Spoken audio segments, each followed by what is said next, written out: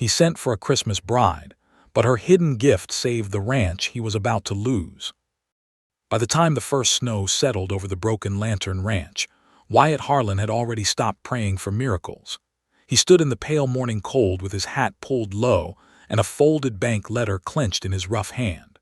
The paper had been opened so many times the crease was nearly worn through. 8 days.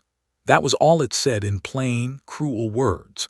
8 days before the ranch would be taken, sold, and passed into the hands of a man who had been smiling at Wyatt's ruin for months. Christmas was 6 days away, but there was no Christmas inside Wyatt's house. There was only a cold stove, a weak coffee pot, 2 cracked plates in the cupboard, and silence that seemed to grow heavier every night. The land around him looked tired. The cattle moved slow near the fence line, their heads low, their hides dull from a hard season. The west pasture had turned thin and brown before winter even came.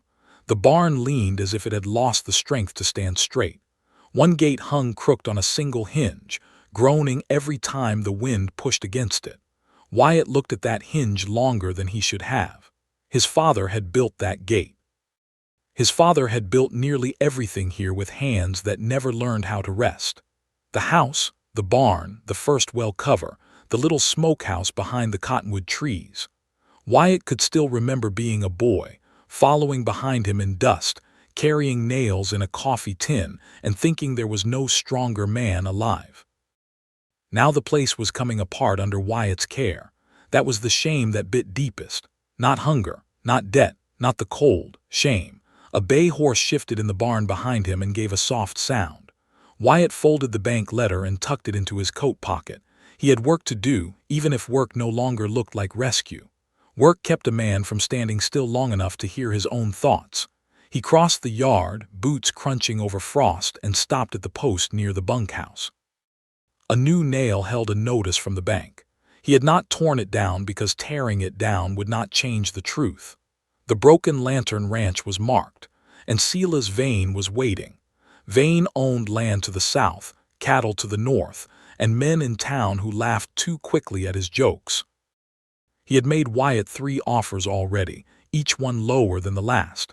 He always said the same thing with that clean smile of his. A man ought to know when the fight is finished. Wyatt knew what Sela's wanted, not the house, not the barn, not even the cattle. He wanted the spring creek that cut across the far section of the ranch. Water was worth more than pride in that country, and Sela's Vane had plenty of one and not enough of the other. A gust of wind slapped loose snow against Wyatt's coat. He turned toward the house, then stopped. Today was the day the stage came in. For 3 weeks he had tried not to think about it. For 3 weeks he had told himself he could still send a letter back, still explain the truth, still warn the woman not to come.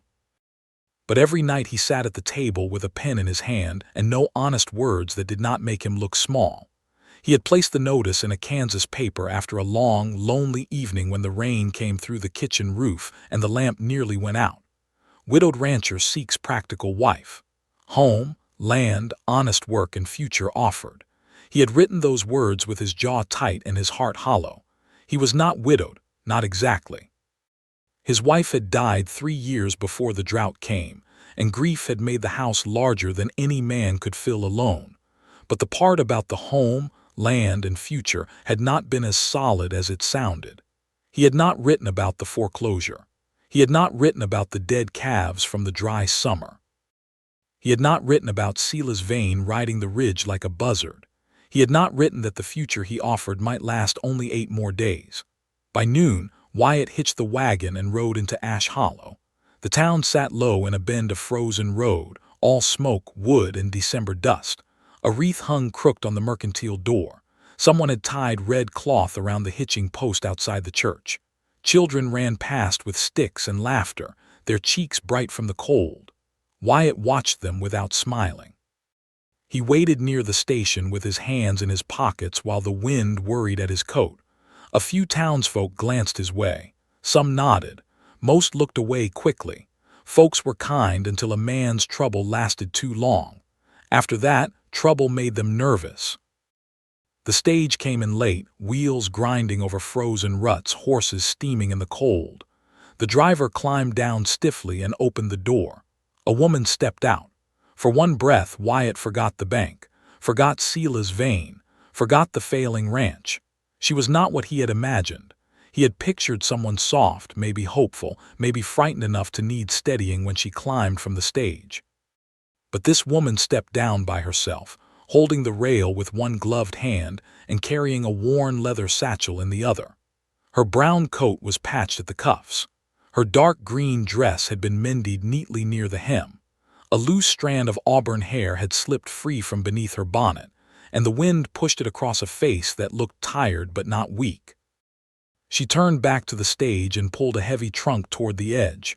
The driver reached for it, but she gave him a look that stopped him. "I have it," she said. Her voice was calm, low, and guarded. Wyatt moved before he meant to. "Let me take that." She looked at him then. Her eyes were gray, clear, and careful, the kind of eyes that had learned not to trust the first kindness offered. "You're Wyatt Harlan?" she asked. "Yes, ma'am." "I'm Nora Whitcomb." The name settled between them like something fragile. He took the trunk. It was heavier than it looked. Not filled with dresses, he guessed. Tools, maybe books, maybe the last pieces of a life she did not talk about easily. Nora thanked the driver, then climbed onto the wagon beside Wyatt without waiting for help. The silence between them began before the wheels even turned. On the ride out, Wyatt felt every broken thing on his land before they reached it. He saw the ranch through her eyes, the weak fence, the patched barn, the windmill that turned with a dry, uneven squeal, the empty chicken yard, the corral gate leaning like an old man with a bad leg. He wanted to explain each failure one by one as if reasons could make ruin look less ugly. But Nora did not ask. She simply looked, not with judgment. Not with surprise, with attention. That made it worse. At the house, Wyatt carried her trunk inside and set it near the bed in the small spare room. He had swept the floor, shaken the quilt, and fixed the broken latch that morning with wire and shame. A little pine branch sat in a cup on the windowsill because he had thought some sign of Christmas might soften what she saw. Nora noticed it. For the first time, something in her face changed. Not a smile, almost one. "You put that there?" she asked. Wyatt shifted his hat in his hands, figured the room needed something living. She touched one needle with her fingertip. That was kind. The words struck him harder than they should have. Kindness was a small thing. Too small to save a ranch, too small to balance a debt. But in that bare room with snow at the window and shame sitting heavy in his chest, it felt like the first human word spoken in that house in months. Supper was beans, biscuits gone hard at the edges, and coffee too bitter to pretend was good. Nora ate without complaint. She did not ask about wedding plans. She did not ask about money. She did not ask why there were no hired hands, no fresh feed sacks, no sound of life beyond the wind. Wyatt waited until the lamp burned low. Then he placed the bank letter on the table. Nora looked at it, then at him. "There is something I should have told you before you came," he said. Her hands stilled around her cup. Outside, the crooked gate groaned in the wind. Wyatt swallowed, and for the first time since placing that ad, he told the truth. Wyatt did not soften the truth. He had no right to. He told Nora about the drought first, because that was where the breaking had begun. 2 summers with barely enough rain to darken the dust. Grass burned yellow before July. The creek shrank to a thin silver thread. Cattle wandered farther each week and came back leaner. Then came the sickness in the calves, then the feed bills, then the repairs he kept putting off because every dollar had to go toward keeping something alive. He told her about the bank. He told her about the 8 days. He told her about Sela's vein and the spring creek and the way the man had been waiting with clean boots while Wyatt sank in mud. Nora listened without touching the letter. The lamp between them hissed softly. Wind pressed against the walls. Somewhere outside, a loose board knocked once, then again, like a patient hand at the door. When Wyatt finished, the room felt smaller. Nora looked down at the table. Her cup sat untouched now, the coffee gone cold. "So the home, land, and future you offered me," she said quietly, "may all be gone before New Year's." Wyatt looked at his hands. "Yes." "And you knew that when you wrote?" "Yes." Her jaw tightened, but she did not raise her voice. That made it worse. "I waited for your letters," she said. "I read them more times than I should admit. You wrote like a man offering honesty. I wanted to be that man. But you were not." The words were simple. They did not need anger to cut. Wyatt leaned back in his chair. The old floor gave a tired creak under him. "No." Nora stood and carried her cup to the basin. Her movements were careful, almost too careful, as if one sudden motion might let her pain show. He wanted to tell her he had not meant to trick her. He wanted to explain that loneliness had a way of making a man reach for things he had no right to hold. He wanted to say that when he wrote the ad, he had believed some part of him could still build a life instead of merely watch one fall apart. But all of that sounded like excuses. Nora turned back to him. "I did not come here for romance," she said. "I came because I believed a partnership might be safer than being alone." Wyatt nodded once. "I understand." "No," she said, "I do not think you do." Her voice trembled then, just enough to show what she had been holding back. "My uncle's shop in Abilene closed after he died. The landlord wanted rent I could not pay. Folks who had praised my work for years suddenly remembered I was a woman and decided I was only useful when a man stood beside me. I sold nearly everything I owned to make this trip." Wyatt looked toward the spare room, toward the trunk he had carried in. Nora followed his glance. "That trunk holds what is left of my life." He looked back at her. "I am sorry." She gave a small, tired laugh with no joy in it. Men say that when the damage is already done. Wyatt took the bank letter from the table and folded it slowly. His thumb dragged across the crease. "You can leave in the morning," he said. "I will take you back to town. I will pay what I can toward your fare when I have it." "With what?" she asked. He had no answer. "That is what I thought," she said. The silence after that was long and hard. Wyatt could hear the faint shift of horses in the barn and the low complaint of the windmill beyond the yard. He had imagined this evening 100 ways while waiting for the stage. In none of those imaginings had he felt proud, but he had not expected to feel this exposed, like she had peeled back every reason and found fear underneath. Nora walked to the window. Frost had begun to gather in the corners of the glass. She wiped a small circle clear with her sleeve and looked out over the dark yard. Was there ever going to be a wedding? She asked. Wyatt breathed out slowly.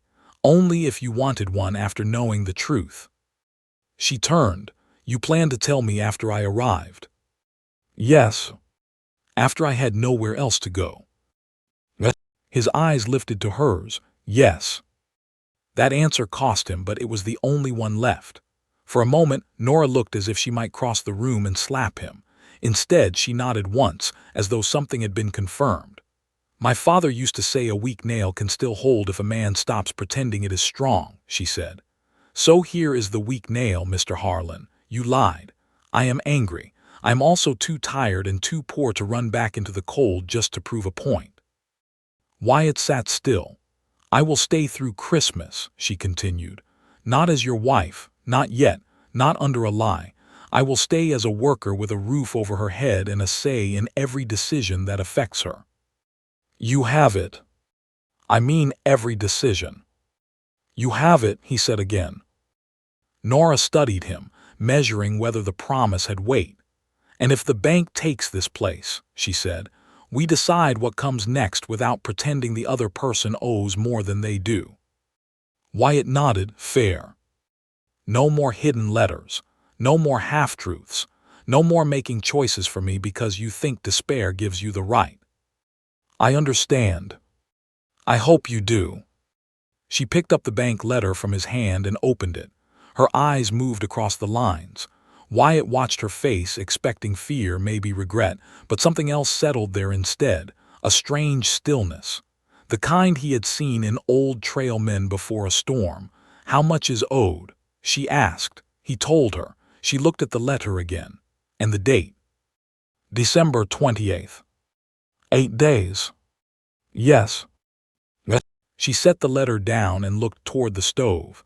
The fire was almost gone. Without asking, she took 2 pieces of wood from the box and placed them carefully inside. Then she stirred the embers until a low flame caught. The small light touched her face. "You should sleep," she said. Wyatt frowned. "So should you." "I will." But the way she said it made him doubt her. He stood, took his hat from the peg, then paused near the door. "Nora." She did not turn. "I truly did want a partnership. I just went about it like a coward." Her shoulders moved with a quiet breath. "That may be the first honest thing you have said to me," she replied. There was nothing more to say after that. Wyatt stepped outside. Cold wrapped around him at once. He crossed to the barn with a lantern in hand, checking the horses though they did not need checking. He filled a water bucket, straightened a rope, ran his fingers along a cracked shovel handle he had meant to fix for 2 months. Inside the barn, away from Nora's eyes, he leaned one hand against a stall post and bowed his head. He had expected anger. He deserved it. What he had not expected was how badly he wanted to become worthy of the second chance she had not yet offered. When he returned to the house, the lamp was out. A faint glow still breathed in the stove. Nora's door was closed. Her trunk sat just inside the room, still locked, still unopened. Wyatt slept in the chair near the front room because he did not want to make the house feel smaller for her. Near dawn, he woke to a sound that did not belong to wind, cattle, or old wood. A steady ring cut through the cold morning, metal striking metal. Wyatt opened his eyes. The sound came again, sharp and clean, from the direction of the dead forge beside the barn. He rose fast, pulled on his coat, and stepped outside into blue winter dark. Smoke lifted from the forge chimney, thin at first, then stronger. Orange light flickered against the snow. Wyatt crossed the yard and stopped at the open forge door. Nora stood inside with her sleeves rolled, her hair tied back, and a hammer in her hand. The broken gate hinge lay glowing on the anvil, and the woman he had thought came needing shelter was shaping fire like she had carried it with her all along. Wyatt stood in the forge doorway with the cold at his back and firelight on his face. For a moment he did not speak. He only watched. Nora held the iron steady with tongs, turned it once, then brought the hammer down again. The sound rang clear through the small room, sharper than any sound that had come from that dead forge in years. Sparks lifted around her like fireflies, bright against the winter dark. Her coat hung on a peg near the door. Her sleeves were rolled past her elbows. Soot marked one cheek. The flame painted her gray eyes gold. She did not look like a woman trying to prove something. She looked like a woman returning to something that had always belonged to her. "You found coal?" Wyatt asked at last. "Under the collapsed side shelf," she said without looking up. "Damp on top, dry underneath." "And the bellows?" "Mouse-chewed but not ruined. I patched the split with leather from an old harness." Wyatt looked around and saw what he had missed in the half-light. The forge had been cleaned. Rusted tools that had once been scattered under dust were laid in order on the bench. A bucket of water sat ready. Broken hinges, bent nails, cracked brackets, and scraps of iron were sorted into small piles on the floor. She had been out here for hours. "You should have slept," he said. "So should you." The answer came quick, not unkind but firm. Wyatt stepped inside, closing the door against the wind. The heat wrapped around him. He had not felt that forge warm since his father's cousin had last worked it, nearly 7 years ago. Back then the place had smelled of coal smoke, hot iron, sweat, and purpose. After the old smith left for Fort Worth, Wyatt had used the forge as a graveyard for things he meant to mend and never did. Nora lifted the hinge from the coals. It glowed orange along the break. "That gate outside has been crying all night," she said. "I thought I would quiet it." Wyatt almost smiled, but the shame in him stopped it. "I meant to fix that hinge." "I know. You do." She laid the hinge on the anvil. "This whole place is full of things a man meant to fix." The hammer fell before he could answer. Once, twice, 3 times, each strike had a purpose. She was not merely flattening metal. She was drawing it back into strength, coaxing it into shape as if she understood where it had failed and what it needed to hold again. Wyatt stepped closer. "Who taught you?" "My uncle, Amos Whitcomb. she said. "He ran Whitcomb Ironworks outside Abilene. My father died when I was little. My mother washed clothes until her hands gave out. Uncle Amos took us in and said every hungry house needed one person who knew how to make broken things useful again." She turned the hinge, studied the color, then set it back in the coals. "He taught you blacksmithing." "He taught me everything he could. Shoes, rims, hinges, wagon pins, plow points, stove plates, gate latches. If it was iron and somebody needed it, he made me learn it." Wyatt leaned one hand against the bench. "Your letters never said." Her eyes lifted then. There was no softness in them, but there was no anger either, just truth. "Neither did yours." He took the blow without argument. Nora turned back to the forge. "Most men stop reading a woman's skill the moment they see a bonnet. You wrote that you needed a practical wife. I thought perhaps practical meant something more than cooking beans and folding shirts." "It should have." "Yes," she said, "it should have." The hinge came out again. Nora worked it with quick, sure movements, then punched a clean hole through the plate where the old screw had torn loose. Wyatt watched the muscles in her forearm tighten with each strike. Her hands were not soft. They bore small burn marks, pale scars, and fresh redness from the coal. He wondered how many times people had looked at those hands and seen shame where they should have seen proof. "When your uncle died," he said carefully, "you kept the shop." "For 11 months. "What happened?" Nora's hammer slowed. For a few breaths, the only sound was the bellows breathing fire. "Men who had trusted my work when he was alive suddenly wanted a second opinion after he was gone," she said. "Some paid late. Some did not pay at all. One said he would return if I hired a man to stand in front and let folks think the shop still had proper leadership." Wyatt's jaw tightened. Nora noticed. "Do not waste anger on it. Anger did not pay the rent." "What did?" "Selling tools, selling furniture, selling my mother's good dishes. Then there was nothing left to sell but my pride, and no one offered much for that." She lifted the hinge again and quenched it. Steam rose, thick and white. Wyatt looked down at his boots. Dust clung to the worn leather even through the snow. "I am sorry." She set the hinge on the bench and picked up a file. "That is becoming a habit with you." "I reckon I earned it." "You did." The faintest trace of a smile touched her mouth, then vanished. Wyatt found himself grateful for even that small mercy. By sunrise, the hinge was back on the gate. It swung clean for the first time in months. Wyatt stood beside it, opening and closing it like a fool while Nora watched from the yard with her arms crossed. "Well," she said, "at least one thing here no longer groans like a dying preacher." This time Wyatt did smile. It surprised them both. The smile did not last long. A rider appeared on the road before breakfast, wrapped in a dark coat, hat brim low. For one hard second Wyatt thought it was Sela's Vane, but the horse was smaller, the man older, and a cracked plow blade was tied across the saddle. The rider stopped near the gate and looked from Wyatt to Nora, then to the thin smoke rising from the forge. "You Harlan?" he asked. "I am." "Heard your place had an old forge." "It does." The rider hesitated, eyes moving to Nora. "Need this blade mended by tomorrow if it can be done." Wyatt started to speak, but Nora stepped forward. "I can look at it." The man's brow lifted. "You." Nora held out both hands. "The blade, sir." Wyatt felt a familiar heat rise in him, the kind that came before a sharp word. But Nora did not need him to defend her. Her face stayed calm, her hand steady. The rider untied the blade and passed it down. She set it on the wagon bed and ran her fingers along the crack. "Bad split," she said, "but not dead. It needs more than a patch. I can reinforce the back and draw the edge again." The rider looked at Wyatt. "She know what she's talking about."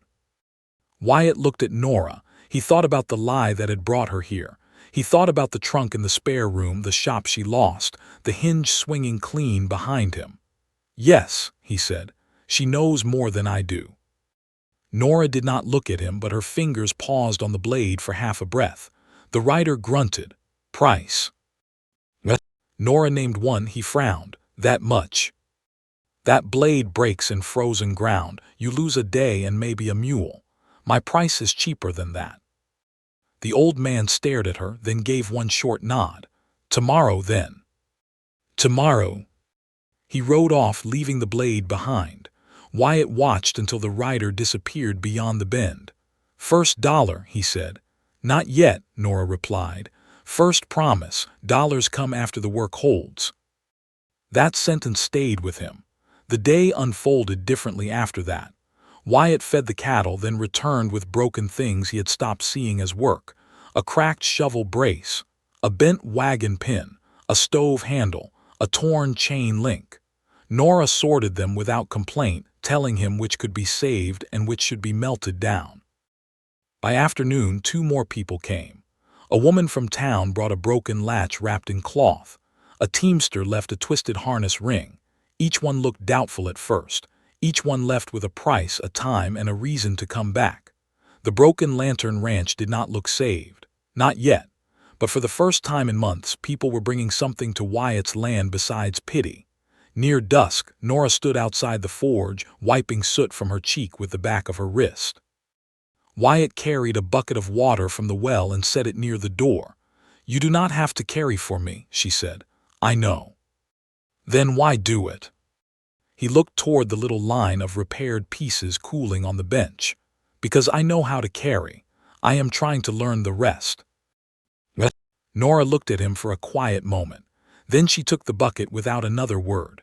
That evening, after the old rider returned and paid for the plow blade with a nod of surprised respect, Wyatt opened the ledger on the table.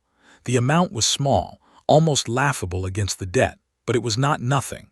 Nora stood by the stove, warming her bandaged hands. "Do not look so pleased," she said. "We are still in a hole." Wyatt dipped the pen. "I know." He wrote the first line carefully. "Plow repair. Paid." The ink dried black on the page. Outside, the repaired gate swung silent in the wind. And somewhere beyond the dark ridge, Sela's vein had not yet learned that the dying ranch had made its first sound of life.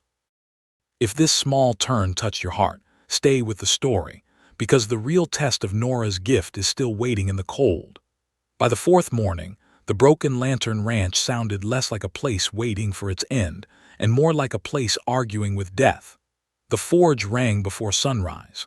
The well pump moved without its old grinding cry because Nora had taken it apart after supper and cleaned the rust from its throat. The front gate held straight on its new hinge. A repaired chain hung beside the barn door, ready for use. Even the windmill, though still limping, turned a little steadier after she climbed the ladder and tightened a bent bracket with Wyatt standing below, holding his breath every time the wind pushed her skirt against the tower. Work did not erase the debt. Wyatt knew that better than anyone. Each night he opened the ledger, added the coins and bills, then subtracted them from the amount owed. Each night the difference stared back at him, wide and cold. The numbers were improving, but not fast enough. Hope had entered the house, but it had not yet paid the bank. Still, men and women kept coming. The old rider returned with a neighbor who had 2 broken plow points. A freighter from Ash Hollow brought a wagon wheel rim that had cracked near the seam. The schoolmistress carried in a little iron stove door wrapped in a flour sack, apologizing as if the repair were not worth Nora's time. Nora took every piece seriously. She spoke plain, named a fair price, and made no promises she could not keep. Some customers doubted her. Most tried to hide it poorly. Wyatt saw the way their eyes shifted to him whenever Nora named the work. At first he answered for her out of habit. Then, after one hard glance from Nora, he learned to close his mouth and let her stand in her own skill. That was harder than he liked to admit. Not because he doubted her. He did not. He had seen what she could do, but he was learning that respect was not only believing a person was capable. Respect was making room for other people to see it too. On the 5th day before the deadline, a wide-shouldered cattleman named Amos Bell rode in with a cracked branding iron and a face full of doubt. "You the smith?" he asked Wyatt. Wyatt pointed toward the forge. "She is." Amos looked at Nora, who stood at the anvil in a leather apron with soot along one temple. His mouth pulled to one side. "No offense, ma'am, but I need this done right." Nora held out her hand. "Then you came to the correct place." The cattleman gave a short laugh, thinking she had made a joke. She had not. Wyatt felt his hands curl, but he stayed quiet. Nora examined the branding iron with calm focus, turning it against the light. The mark had warped from poor heating, and one side of the letters had cracked where the metal thinned. "You left it in too long," she said. Amos frowned. "I know how to use my own iron." "You know how to heat it," Nora replied. "That is not the same as knowing when metal is begging you to stop." Wyatt looked down to hide the sudden tug at the corner of his mouth. Amos stared at her. Nora set the iron on the bench. "I can repair the crack and true the mark. If I do it quick, it will fail again by spring. If I do it properly, it will take half a day." "How much?" She named the price. "That is steep." "So is buying a new one." The cattleman looked at Wyatt again. Wyatt folded his arms. "Her price stands." For the first time, Nora looked his way with something almost warm in her eyes. Amos muttered under his breath, but he left the branding iron behind.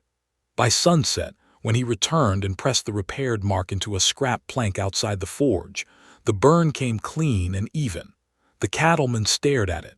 Then he paid Nora every cent and added 2 more coins on the bench. "For the trouble," he said. Nora pushed the extra coins back. The price was the price. Amos looked embarrassed, then respectful. He took the coins, tucked them away, and nodded to her like a man admitting defeat without saying the words. After he rode off, Wyatt picked up the scrap plank and studied the clean mark. "You could have kept the extra," he said. "I could have," Nora answered. "Why didn't you?" "Because I am not asking for pity." That was not pity. It would have become pity by the time he told the story in town. Wyatt set the plank down. "You think that much about how people talk?" Nora wiped her hands on a rag.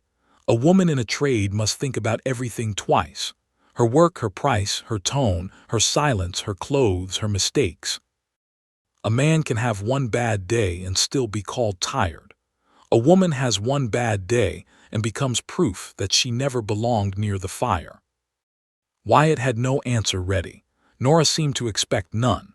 That evening, the two of them sat at the kitchen table with the ledger open between them. The stove gave off a low, steady heat. A pan of biscuits sat near the cloth, not good biscuits, but better than the first night because Nora had quietly taken over the dough after watching Wyatt turn flour into stones twice. Wyatt counted the day's money and added the work promised for the next morning. "We are closer," he said. Nora leaned back, her bandaged fingers resting near the page.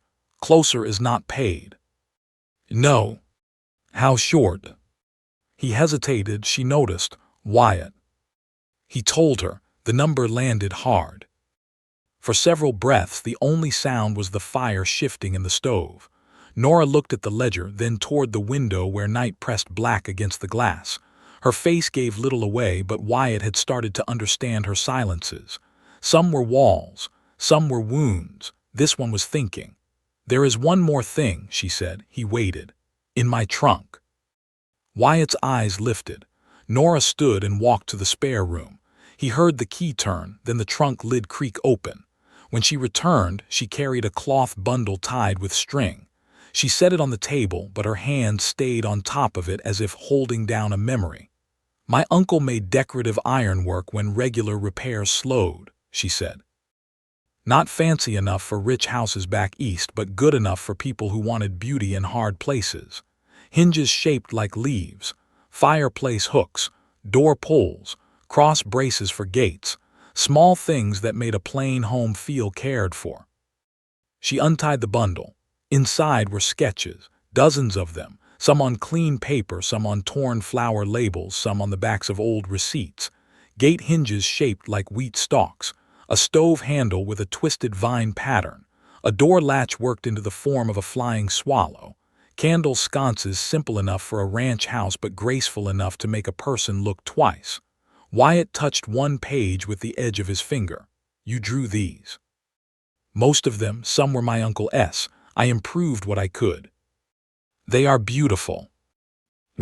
Nora's face changed at the word just slightly, beautiful. It seemed she had not expected that from him. "I could make a few," she said. "Not many.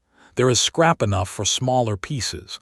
People pay more when useful things carry beauty." Wyatt looked from the drawings to her tired hands. "You are already working from before dawn until after dark." "So are you." "That is different." Her eyes sharpened, careful. He stopped, then nodded. "You are right." She gathered the sketches slowly. "I am not made of iron, Wyatt, I know that, but neither is this ranch. If we only do repairs, we stay behind. If we make something no one else has, perhaps we gain ground." "Perhaps." "I do not need perhaps from you," she said softly. "I need the truth. Do you think the work can sell?" Wyatt looked at the drawings again.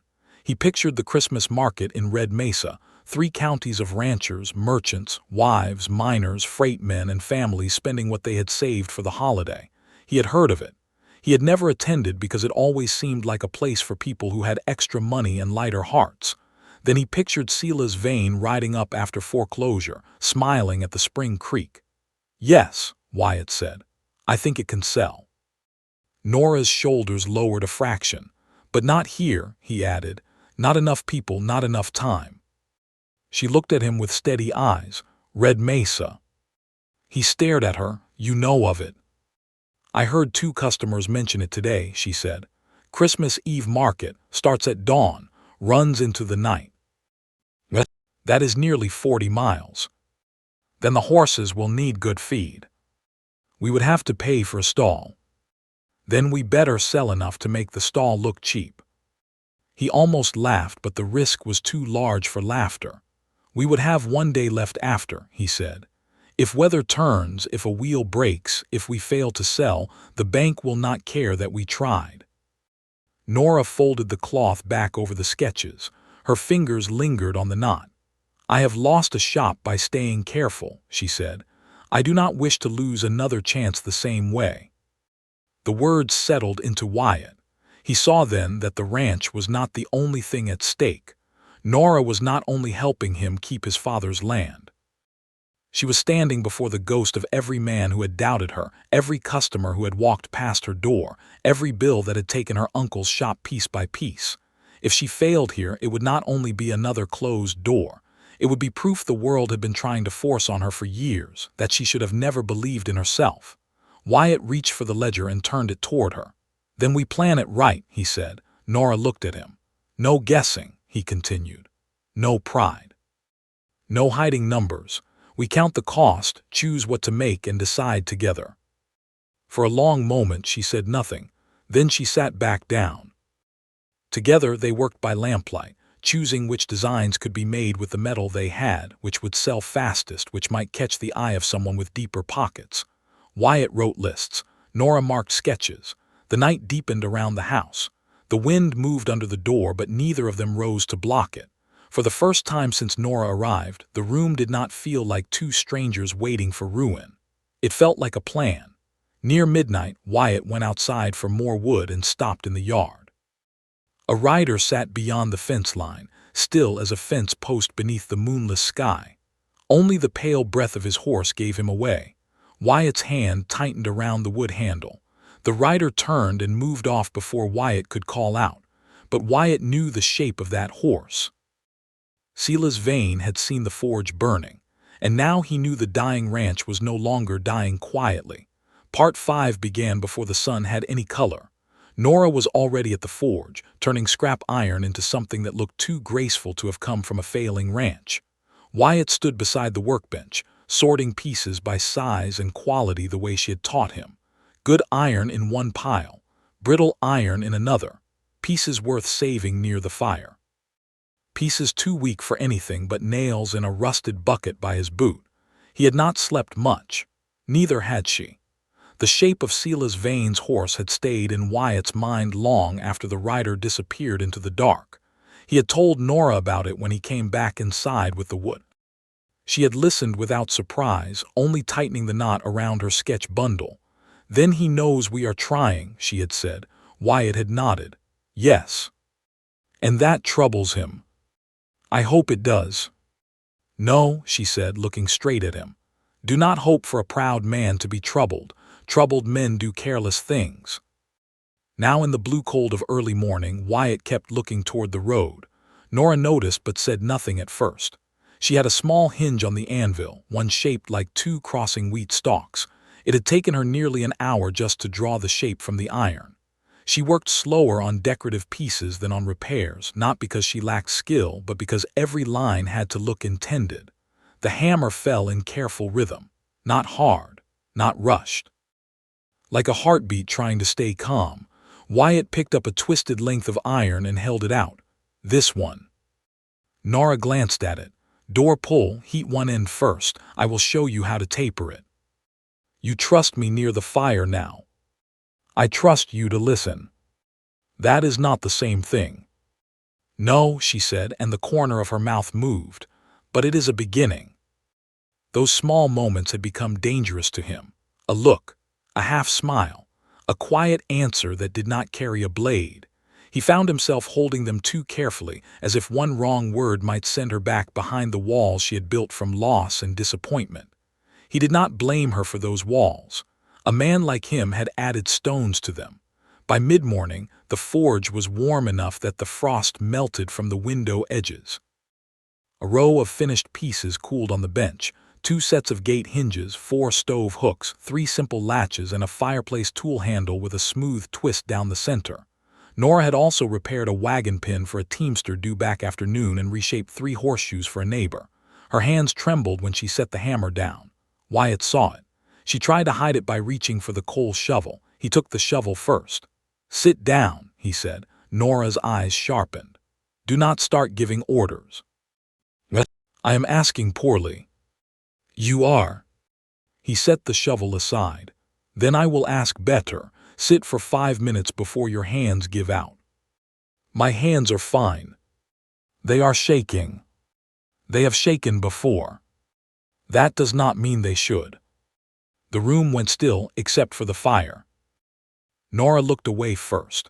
That more than anything told him she was more tired than she wanted to admit. Wyatt pulled an old crate near the wall and turned it over. She stared at it like it was an insult. Then with a sigh she sat. Only then did he see how deeply exhaustion had settled into her.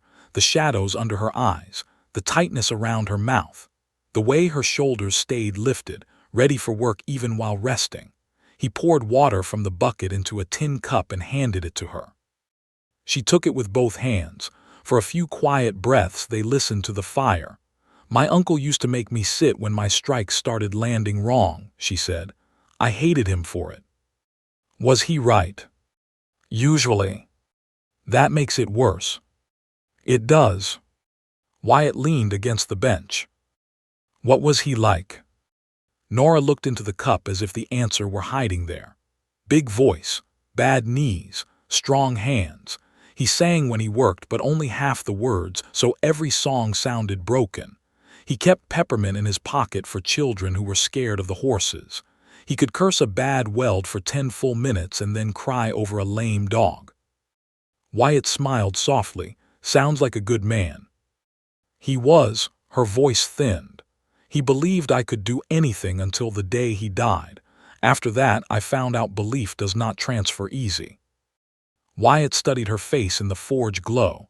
"Maybe it can start again." She gave him a careful look. "With you." "If you will allow it." Nora did not answer, but she did not look away either. A horse sounded outside before the moment could become anything more. Not one horse. Several. Wyatt stepped to the door. 3 riders came through the gate. Silas Vane rode in front on his dark chestnut, clean as a Sunday banker with a black wool coat and polished boots. Behind him came 2 men Wyatt had seen around town. Not hired guns. Not exactly. More the kind of men who stood near power in case scraps fell from its table. Silas removed his gloves finger by finger as he looked around the yard. "Well," he called, "I heard hammering halfway down the road. Thought I ought to see if the dead had risen." Wyatt walked out, closing the forge door halfway behind him. "We are working." Silas smiled. "So I see." Nora stepped out anyway, wiping her hands on her apron. Wyatt wished she had stayed inside, then hated himself for wishing it. She had as much right to stand there as he did. More, maybe, considering the forge smoke rising behind them was hers. Silas's eyes moved over her with polite curiosity that did not reach respect. "Mrs. Harlan, I presume." "No," Nora said, "Miss Whitcomb." His eyebrows lifted. "Not married yet." Wyatt's jaw tightened. Nora's face stayed calm. "No." Silas looked at Wyatt, and his smile deepened. "That is unfortunate timing for a man advertising stability." Wyatt took one step forward. Nora's hand brushed his sleeve, so slight no one else would notice. A warning, "Do not be rattled." He stopped. Silas dismounted and walked near the forge door. "I came with a generous offer. More generous than the bank will be once they take this place." "We already refused your offer," Wyatt said. "You refused when you had no way out. Now I am curious what you will do with a little false hope." Nora folded her arms. "Hope does not become false just because you dislike it." Silas turned to her. "And what exactly are you selling? Horseshoes and kitchen hooks?" "Among other things. Enough to clear a bank debt in 4 days." She held his gaze. "That is our concern." Silas laughed softly. "Miss Whitcomb, I admire courage, truly, but courage and arithmetic are not the same trade." Wyatt felt anger move through him, hot and quick. Nora stepped forward before he could speak. "Neither are land and greed, but you seem determined to confuse those." One of the men behind Silas looked down, hiding a grin. Silas's expression cooled. "There are legal matters here you may not understand," he said. "This ranch is already marked for foreclosure. The bank will not delay because a woman lights an old forge and makes pretty hinges." Nora's face changed then. Not fear, not anger, something harder. "You came all this way to tell us what the paper already says." "I came to prevent embarrassment." "No," she said, "you came to smell weakness." Silas stared at her. The yard seemed to hold its breath. Wyatt had known men like Silas all his life. Men who could survive refusal, argument, even insult from another man, but could not bear being seen clearly by a woman they had decided was beneath their notice.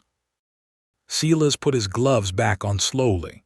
"Wyatt," he said, no longer smiling, "you ought to be careful what kind of voice you let speak for your property." Wyatt stepped beside Nora. "She is not speaking for my property," he said. "She is speaking for her work and for herself." For the first time, Silas looked genuinely displeased.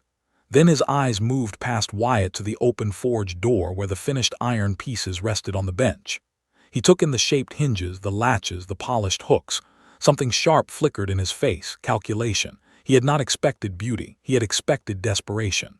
"You plan to sell at Red Mesa," Silas said. Nora did not answer. She did not have to. His smile returned, thinner now. "Roads are rough this time of year." Wyatt's blood chilled. "Especially near Dry Wash," Silas added. "Wagons break there." Wyatt moved before he could stop himself, but Nora gripped his arm with surprising strength. Silas mounted his horse. "4 days, Wyatt. After that, we can all stop pretending." He turned his horse and rode out with his men behind him. Only when they passed the gate did Nora release Wyatt's sleeve. "He just threatened us," Wyatt said. "He hinted," Nora replied. "Men like that prefer hints. They can deny a hint." "We should go to the sheriff." With what a feeling! Wyatt watched the dust settle behind the riders.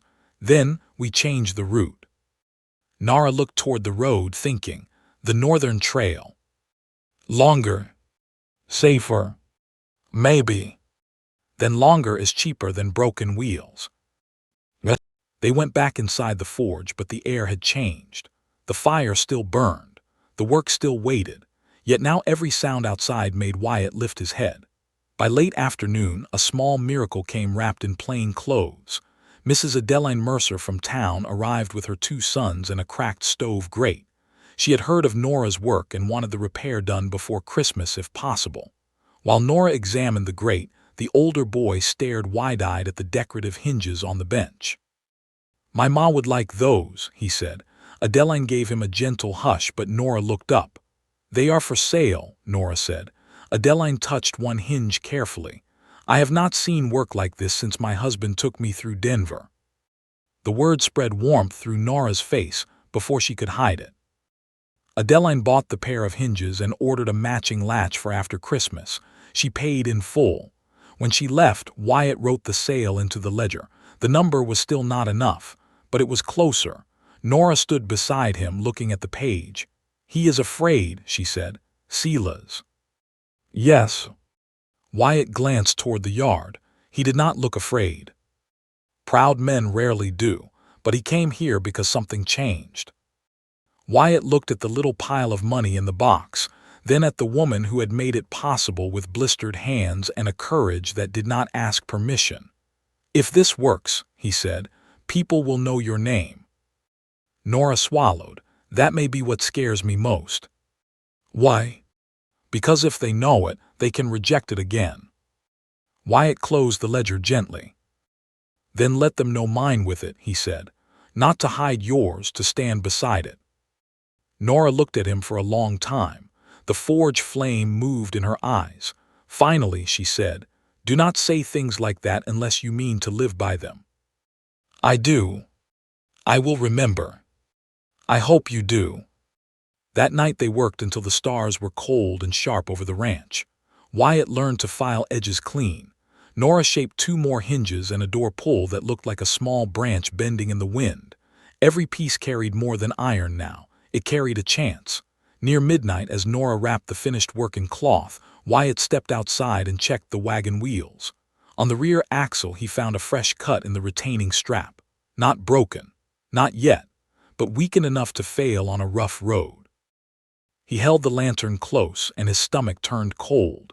Silas Vane had not waited for the market. He had already made his first move. If you believe one honest partnership can stand against a powerful man, do not leave this story yet. The road to Red Mesa is about to test more than their courage. Wyatt did not call Nora at first. He stood beside the wagon with the lantern held low, staring at the cut in the retaining strap as if his eyes alone could mend it. The leather was not old, cracked, or weather-worn. It had been sliced clean halfway through, then rubbed with dust to hide the mark. On a smooth road it might hold. On the stony northern trail it would fail. A wheel could slip. The wagon could tip. The ironwork could scatter across frozen ground like broken promises. For one dark moment, Wyatt saw the whole ending. The bank desk, Silas Vane's smile, Nora's silent face when all her work lay ruined in a ditch. His hand tightened around the lantern handle until the metal bit his palm. Nora's voice came from behind him. What did you find? He turned. She stood in the forge doorway, wrapped in her shawl, hair loosened from its pins, face pale with exhaustion. The fire behind her threw light around her shoulders, making her look both tired and unbreakable. Wyatt wanted to spare her. Then he remembered what she had said the first night. No more making choices for me. He stepped aside. Someone cut the strap. Nora crossed the yard without a word. She knelt beside the wheel and touched the damaged leather with 2 fingers. Her face did not change much, but her mouth pressed flat. Silas, Wyatt said. Likely. Likely? His voice came out sharper than he meant. Who else would do this? Likely is what we can prove. Certain is what we know. The calm in her voice made his anger feel clumsy. Wyatt looked toward the dark road. I should ride to his place. And do what? Make him answer for it. With your fists. He said nothing. Nora stood slowly. Then he wins twice. First by breaking the wagon, then by making you look like the kind of man the bank should not trust with land. Wyatt breathed hard through his nose. The cold scraped his throat. He knew she was right, and that made the fury worse because it had nowhere useful to go. He cannot be allowed to do this, he said. No, Nora answered, so we do not let him stop us. She went back inside the forge and returned with a coil of harness leather, wire, and a short iron strip still warm from earlier work. You can fix it? Wyatt asked. I can make it hold, she said. There is a difference. Together they worked under the lantern light. Wyatt lifted the wagon bed with a jack whose handle stuck twice before Nora filed the burr smooth. She replaced the sliced strap with doubled leather, reinforced it with the iron strip, and bound the join with wire twisted so tight it sank into the leather. Then she made Wyatt test the wheel again and again until both of them were satisfied. By the time they finished, the eastern sky had begun to pale. They had not slept. Nora leaned one hand against the wagon and closed her eyes. Wyatt saw it at once. Not weakness, not surrender, just the body reaching its limit after days of being ignored. "We leave after breakfast," he said. Her eyes opened. "We leave now." "You need rest." "We both need money more." "Nora." She turned on him. "Do not use my name like a command." He stopped. A horse stamped in the barn. The cold wind moved through the yard and stirred the edge of her shawl. Wyatt looked at the wagon, then at her bandaged hands, then at the house where no proper Christmas waited, only a table full of numbers and a future hanging by a thread. "I am not trying to command you," he said more quietly. "I am trying not to watch you fall." The anger in her eyes shifted, not gone, changed. "I have fallen before," she said. "I know the way down." "That does not mean you should be made to walk it again." For a moment neither of them moved. Then Nora looked away first. "Half an hour," she said. "Coffee, bread, then we go." Wyatt nodded. "Half an hour." They ate standing in the kitchen because sitting felt too close to sleep. Nora wrapped the iron pieces one by one while Wyatt packed oats for the horses, blankets, tools, spare rope, and the money already earned. He also tucked the bank letter inside his coat, though he hated the feel of it against his chest. Before leaving, Nora stepped into the spare room and opened her trunk. Wyatt saw only a glimpse from the doorway: folded clothes, a small tin of letters, a cracked photograph frame, and a leather roll of tools worn dark from years of use. She took the tool roll and then paused with her hand resting on the trunk lid. "Everything all right?" he asked. She did not turn. "This is the second time I have packed my life to save what a man left behind." Wyatt felt the words land deep. "Your uncle?" he asked. She nodded. "I cannot speak for him," Wyatt said, "but I can speak for me. This time you are not saving what I left behind. You are building what comes next." Nora stood still a moment longer. Then she closed the trunk. "Then let us hope next is willing to meet us halfway." They pulled out before the sun cleared the ridge. The road to Red Mesa had two choices. The shorter route through dry wash was faster but narrow, with steep cuts where wagon wheels could strike stone. After Silas's warning and the cut strap, Wyatt would not risk it. They took the northern trail, longer by nearly 7 miles, winding through open grassland and low cedar hills. Snow lay in patches along the shaded bends. The horses moved steady, their breath rising white in the cold. For the first hour, neither Wyatt nor Nora spoke. The wrapped ironwork sat behind them, tied down under canvas. Every rattle made Wyatt glance back. Every distant rider made his shoulders stiffen. Nora noticed each time but did not tease him for it. At mid-morning, they stopped near a creek crossing to water the horses. The ice along the edge was thin enough to break with a boot heel. Wyatt checked the wheels again while Nora knelt by the stream and washed soot from her hands. The water reddened her skin, but she did not complain. Wyatt came to stand near her. "I keep wondering," he said, "why you stayed after the first night." Nora rubbed one thumb across the bandage on her palm. "I told you, I had nowhere else to go." "That is one reason, not the whole reason." She looked across the creek. Bare cottonwoods stood against the pale sky like black bones. "When I first saw the ranch," she said, "I thought I had been fooled into another man's failure." Wyatt accepted that with a slow nod. "But then I saw the house was swept," she continued. "The quilt was clean. There was that pine branch in the cup. A poor lie brought me there, but a small kindness was waiting in the room." He looked at her surprised. "I was angry," she said.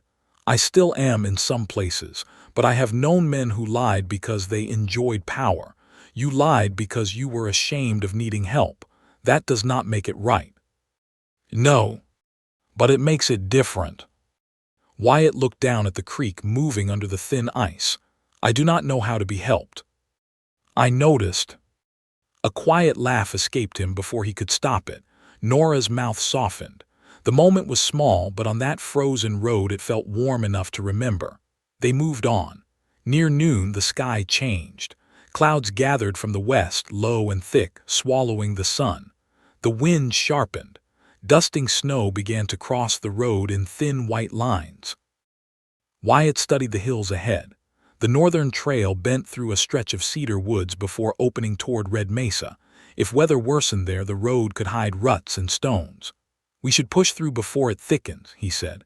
Nora nodded, pulling her shawl tighter. They had just entered the cedar stretch when the horses slowed. Wyatt felt it before he saw why. A fallen branch lay across the trail, not large enough to be nature's true obstacle, large enough to force a stop. He drew the horses in. Nora looked left, then right. That did not fall by accident. Wyatt's hand went to the rifle under the wagon seat, but he did not lift it. Not unless he had to, not with Nora beside him and everything at stake. I will move it, he said. No, we both go, fast. They climbed down. Wyatt kept his body between Nora and the trees as they reached the branch. It had been dragged there. The broken end was old, not fresh. He grabbed one side.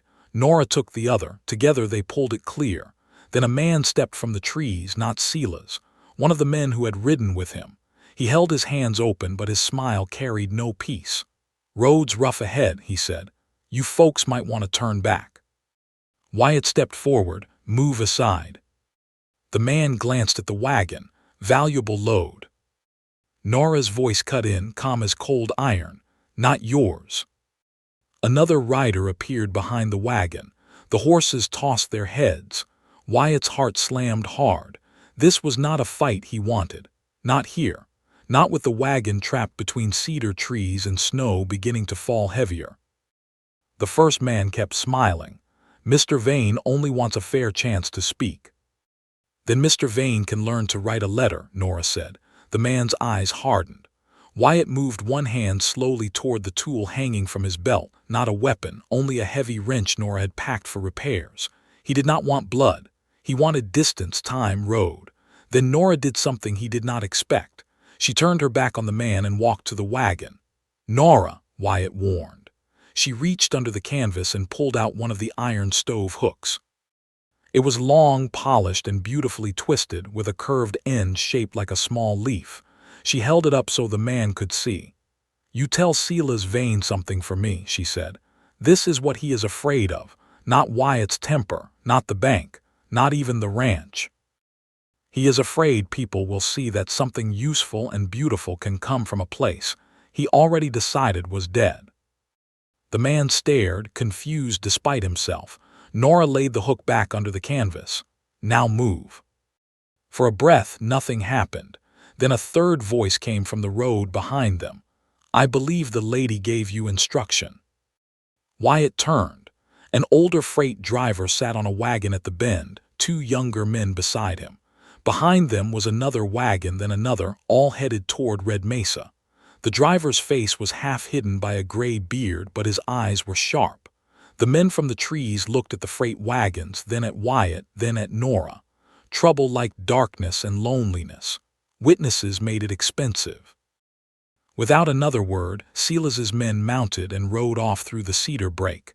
Wyatt let out the breath he had been holding. The old freight driver guided his team closer. You two all right? Wyatt nodded. We are now. The driver looked at Nora. You the smith from Broken Lantern? Nora blinked. I am. Thought so, heard about your work from Amos Bell. We have a cracked trace hook on the second wagon. You fix it at Red Mesa, we will pay fair. Nora looked at Wyatt. For the first time all day, hope moved plainly across her face. I can fix it, she said. The driver nodded toward the trail. Best ride with us then. Roads are kinder when decent folks travel together. Wyatt climbed back onto the wagon seat. Nora sat beside him, her hands folded tight in her lap, but her chin was lifted now. As the small caravan moved north through the snow, Wyatt looked at the woman beside him and understood something that frightened and humbled him at once. He had sent for someone to stand in his empty house. Instead, Nora Whitcomb had stood in the road against the man trying to steal his future. And before the day was done, all of Red Mesa would see what her hands could do. Red Mesa came into view just as the afternoon sky turned the color of tin. The town sat beneath a low red bluff, its main street already crowded with wagons, horses, canvas stalls, and people bundled in winter coats. Smoke rose from chimneys and cook fires. Pine garlands hung from storefronts. Lanterns swung from ropes above the boardwalk, waiting for evening. Somewhere near the church, a fiddle was being tuned, one thin note carrying over the cold air. Wyatt had never seen so many people in one place and felt so little comfort from it. Crowds meant buyers. Crowds also meant judgment. He guided the wagon slowly behind the freight driver's team while Nora sat straight beside him, her eyes moving over the market. She looked calm to anyone who did not know her. Wyatt had learned better. Her gloved fingers were locked together in her lap. Her shoulders were still, too still. "You all right?" he asked. "I am counting exits," she said. He glanced at her. "From the market." "From old habits." Before he could answer, the freight driver called back to them and pointed toward a row of empty stalls near the blacksmith supply wagon. "You can set up there if you paid the fee." Wyatt had nearly forgotten the stall fee until that moment. The money in his pocket suddenly felt thin as paper. He climbed down at the market office, a narrow table under a canvas shelter where a broad woman in a wool shawl kept a list of vendors. She gave him the price with no apology. Wyatt paid it. When he returned to the wagon, Nora saw his face. How bad? Bad enough to make selling necessary. It was already necessary. That is one way of saying it. They chose a space between a man selling harness oil and a woman with jars of preserves stacked like little red lamps. The location was not the best, too far from the mercantile, too close to the end of the row. But the freight driver brought his cracked trace hook over before they had even unloaded, and that helped. People noticed work before they noticed a sign. Nora opened her tool roll on the wagon bed. Wyatt built a simple display from boards they had brought, setting them across 2 crates. He spread a clean cloth over the roughest boards because Nora asked him to. Then they unwrapped the iron pieces one by one. As each piece came into the light, the stall changed. The gate hinges shaped like wheat stalks caught first, then the twisted stove hooks, the door pulls with smooth hammered ends, the small latch shaped with a swallow's wing, the fireplace handle with a subtle vine running down the grip. Useful things, yes, but touched with care, not fancy in a rich man's way, beautiful in the way a hardworking home might be beautiful when someone loved it enough to notice the details. Wyatt watched people pass, some slowed, some looked, most kept walking. The first hour went by with only one small sale, a plain latch to an old woman who counted coins twice before handing them over. Nora thanked her as if she had bought half the stall. Wyatt wrote it in the ledger, though his stomach had begun to sink. The second hour was worse. The wind cut between stalls and lifted the edge of their cloth. A group of young men passed, one laughing under his breath when he saw Nora at the workbench with a hammer. Wyatt heard the laugh and felt heat rise in his chest, but Nora kept filing the freight driver's trace hook as if the sound had never reached her. He admired that. He hated that she had needed to learn it. Near mid-afternoon, the freight driver returned and tested the repaired hook with a hard pull of both hands. It held. He turned it in the light, nodded, and paid without haggling. "Good work," he said loudly enough for nearby customers to hear. Nora accepted the money. "It will hold better if you replace the worn leather strap before the mountain road." The driver looked at it. "You are right." "I know." He chuckled. "Yes, ma'am, I reckon you do." That was the first small shift. A rancher stopped to ask about hinges. Then a storekeeper's wife touched the swallow latch and asked if it could be made larger for a pantry door. A miner with black dust under his nails bought 3 stove hooks, saying the boarding house where he lived had nothing but bent nails near the hearth. The preserves woman beside them traded 2 jars of peach jam for a set of pot hooks, and then spent 10 minutes telling everyone who came near that the smith from Broken Lantern did honest work. By the time the church bell struck 4, the crowd had thickened. Nora's face had changed. The guard was still there, but beneath it something had begun to shine. Not pride exactly. Pride seemed too loud for her. It was steadier than that. Recognition, maybe. The quiet shock of being seen properly after years of being passed over. Wyatt handled the money and orders. He wrote names carefully, asking spellings twice. He did not call the work his. He did not speak over Nora. When customers asked if his smith could make this or that, he corrected them gently. Miss Whitcomb decides what she can make. Some men looked surprised. Some women smiled. Nora heard every correction, even when she pretended not to. Late in the day, a finely dressed man in a fur-collared coat stopped before the stall. His boots were polished but dusted from travel. A silver watch chain crossed his vest.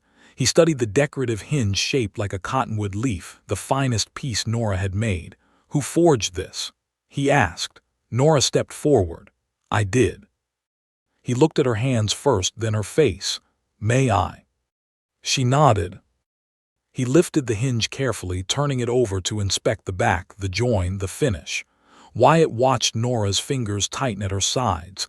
The man did not laugh. He did not question her. He did not look to Wyatt for confirmation. "This is clean work," he said. "Better than clean, it has restraint." Nora blinked once, as if the word had struck some hidden place. "Thank you," she said. "I own the Red Mesa Hotel," he continued.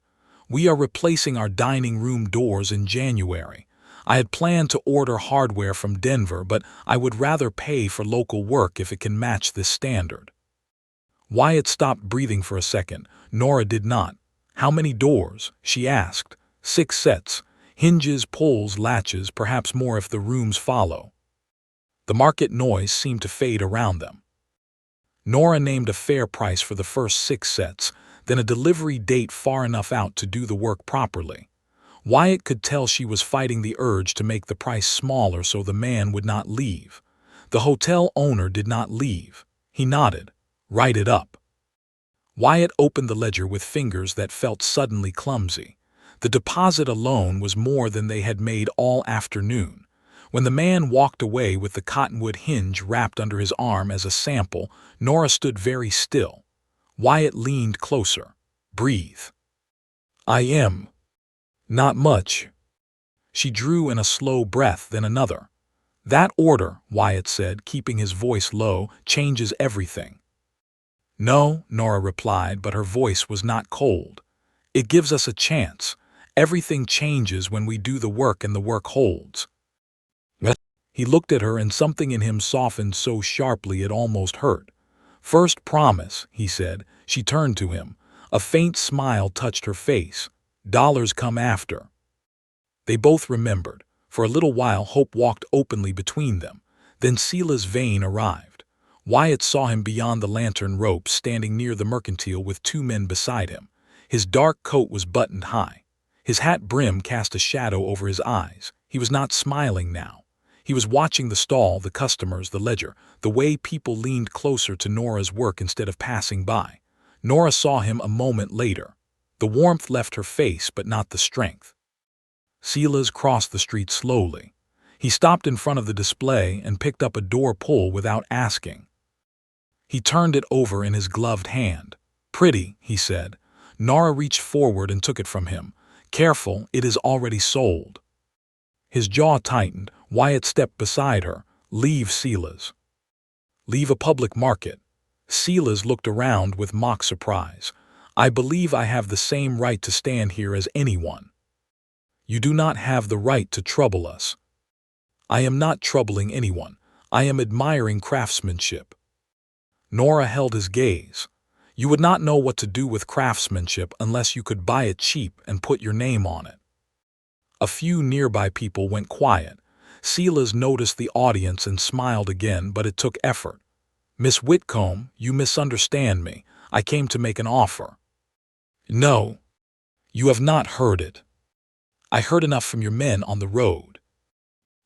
Sela's eyes flickered almost too fast to catch.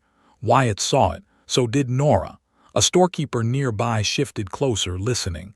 Silas lowered his voice, careful with accusations. Nora spoke louder, careful with threats.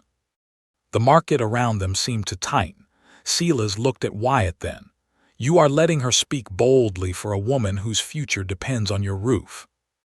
Wyatt felt the old anger again, but it no longer moved first. Something steadier had taken its place. Her future depends on her hands, he said. My roof is just lucky enough to stand near them. Nora's eyes turned toward him, quick and bright. The words had reached her. Silas's expression hardened. Enjoy the evening. Christmas has a way of making poor people sentimental.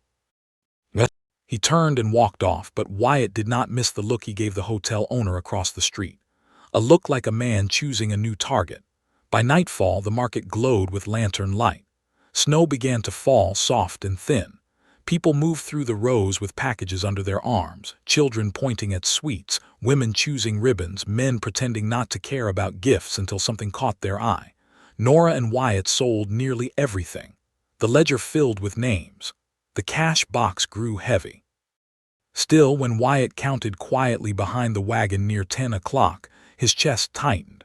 They were close, closer than he had dreamed, but not close enough to clear the bank in full, not unless the last pieces sold and 1 or 2 orders came with deposits. Nora watched his face as he shut the box. How short? She asked. He did not want to say it. She waited. He told her. She looked at the display. Only 3 pieces remained, a pair of plain hooks, a small latch, and the finest fireplace set she had made, the one with the vine handle and matching poker. The set had drawn admiration all day, but the price made people step back. Nora touched the handle gently. Then this has to sell. Wyatt nodded. Across the street, the Red Mesa hotel owner spoke with Silas Vane near the mercantile steps. The hotel owner's face grew uncertain. Silas leaned close, saying something Wyatt could not hear. Nora saw it too. Her hand dropped from the fireplace set. Wyatt felt the danger before it took shape. Silas could not stop the hammer. He could not stop the fire, but he could poison a name before it had time to stand. And in a market full of watching eyes, one whispered doubt could cost them the ranch. By 10 o'clock, the Red Mesa market had become a place of golden light and quiet danger. Lanterns swung above the street, throwing soft circles across packed snow and wagon tracks. Fiddle music spilled from the far end near the church steps. Children ran between stalls with peppermint sticks clutched in mittened hands. Women carried parcels wrapped in brown paper. Men warmed their fingers around tin cups of coffee and pretended not to study the last gifts still left for sale. To anyone passing by, it looked like Christmas. To Wyatt, it looked like the last hour of a trial. The cash box sat under the wagon seat, heavier than it had been when they arrived, but not heavy enough. The ledger held promises, deposits, and names that could mean a future if they survived long enough to fulfill them. But the bank would not accept promises. It would not accept hope. It wanted payment in full.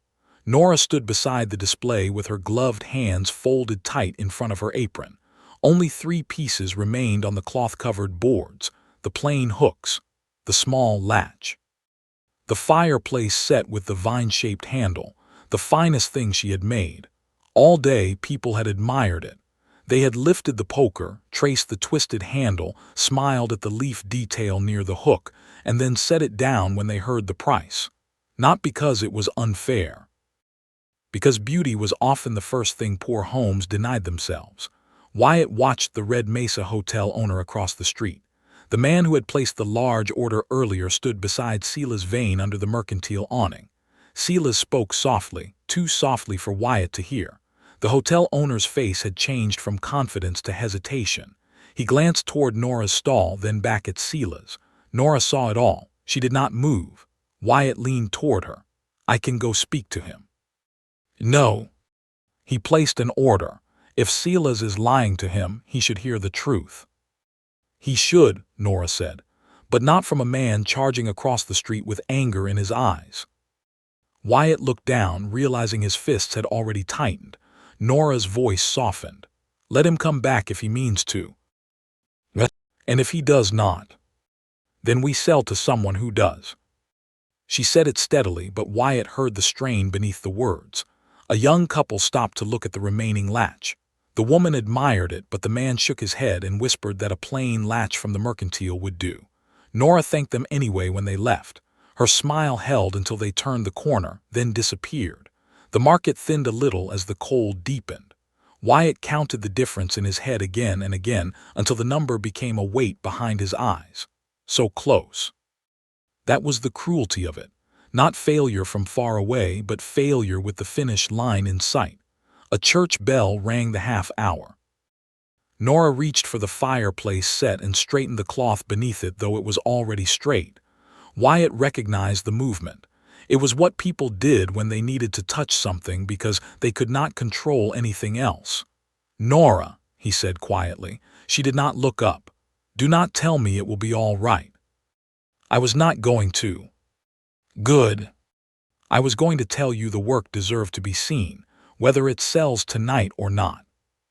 Her hand stilled on the cloth. For a moment her face seemed almost too tired to hold itself together. Then she said, "Deserving does not keep roofs over people."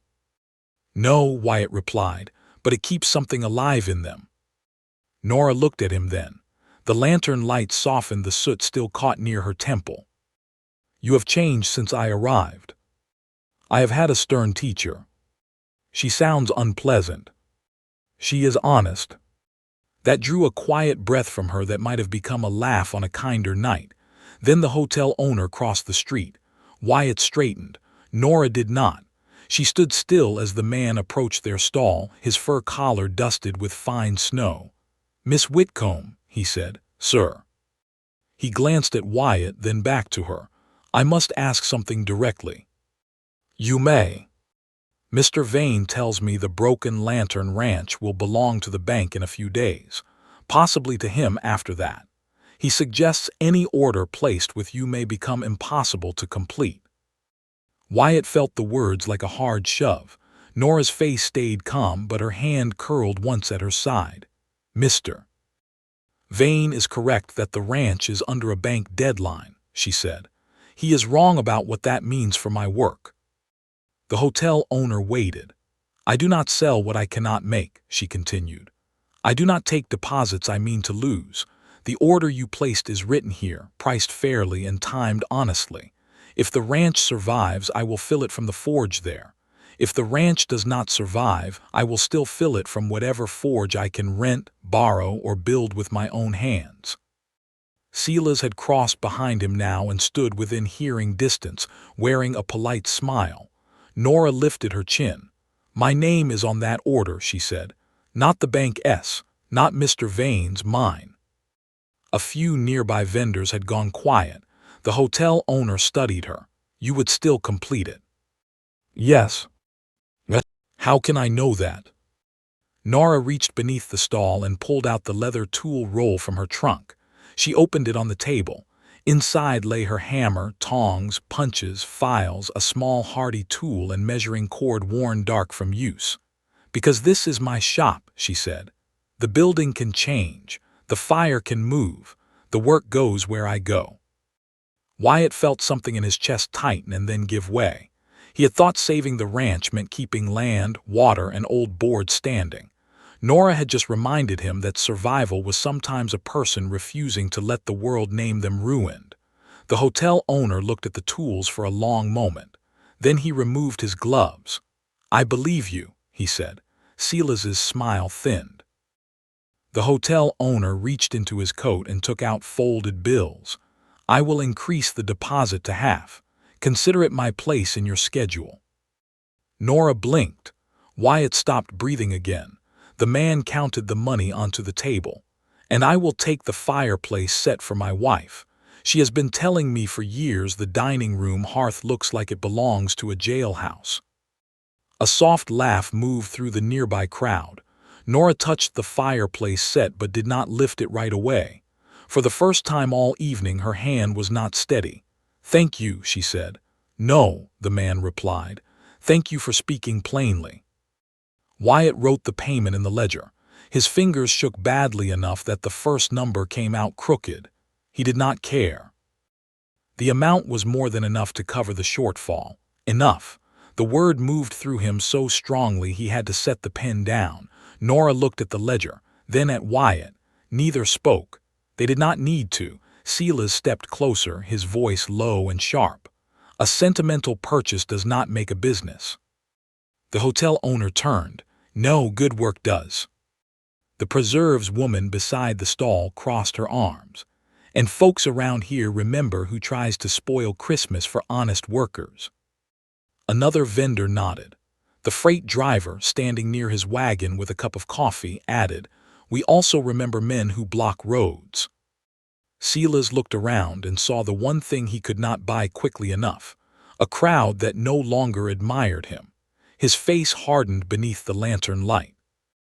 "Careful," he said. Wyatt stepped forward. Not with rage this time, with quiet.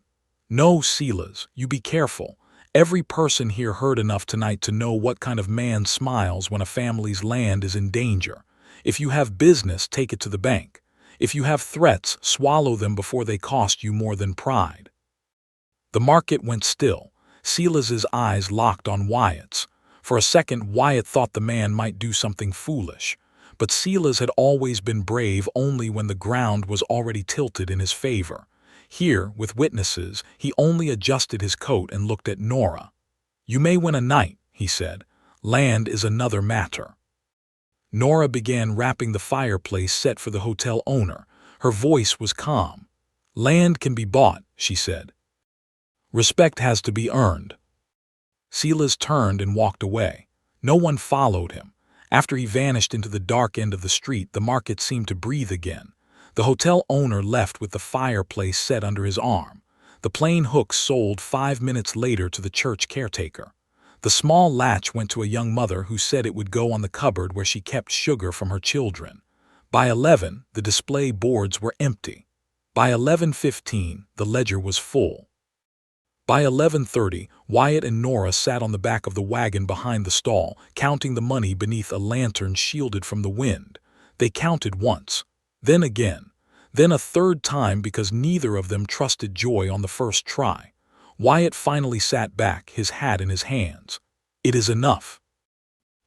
Nora stared at the cash box. "Say it again." "It is enough."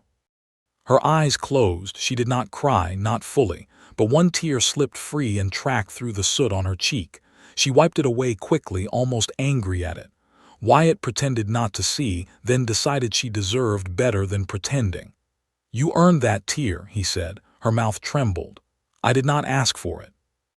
"Most earned things come without asking." She looked at him, and the noise of the market faded behind them. For one quiet moment, they were not a desperate rancher and a woman with no safe place behind her. They were two tired souls sitting beside the proof that truth and work had carried them farther than fear. Wyatt wanted to take her hand. He did not. Instead, he placed the bank letter on the wagon seat between them. Nora looked at it.